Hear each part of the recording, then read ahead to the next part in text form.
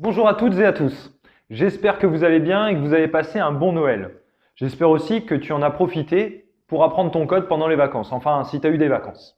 Donc me revoilà pour une nouvelle question de code corrigée. Comme d'habitude, écoute bien la vidéo jusqu'au bout pour en connaître un peu plus et savoir répondre aux différentes questions de code que tu pourras rencontrer. Et puis en plus, ça va te permettre de mieux savoir conduire par la suite. Voilà, aussi je voulais pas oublier, abonne-toi, aime la vidéo, check Facebook, check Instagram, enfin fais tout ce qu'il faut. Je sais que je force, mais c'est pour ton bien, c'est pour t'apprendre le code.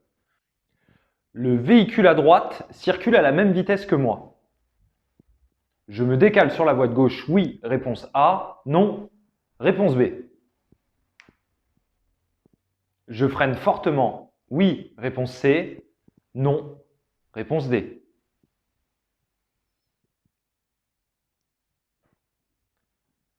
Allez, on va procéder dans l'ordre. Je te le rappelle, d'abord tu observes, puis tu analyses et ensuite tu agis. Si tu observes dans l'ordre, ça donne ça. Déjà, tu regardes au loin. Ensuite, tu regardes un peu plus à proximité. Tu regardes ensuite dans ton habitacle ton instrumentation.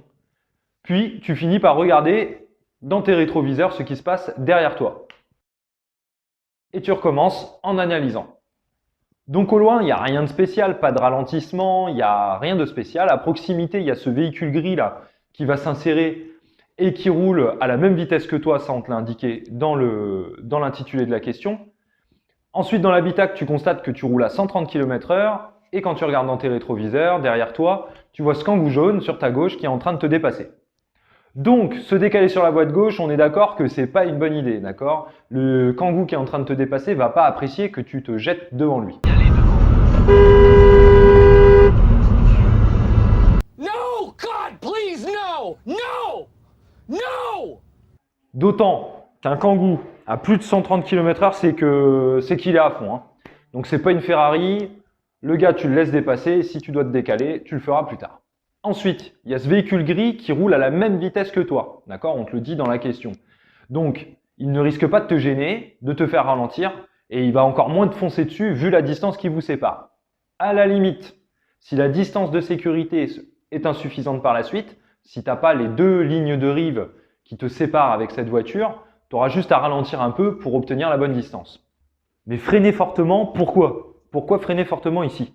Méfiez-vous quand la question vous propose de freiner fortement. Freiner fortement, c'est dangereux, d'accord? À moins qu'il y ait une météorite qui est en train de s'écraser devant toi, qu'il y ait un piéton qui se jette juste devant tes roues ou qu'un accident se prépare juste devant, tu oublies l'idée tout de suite de freiner fortement, hein.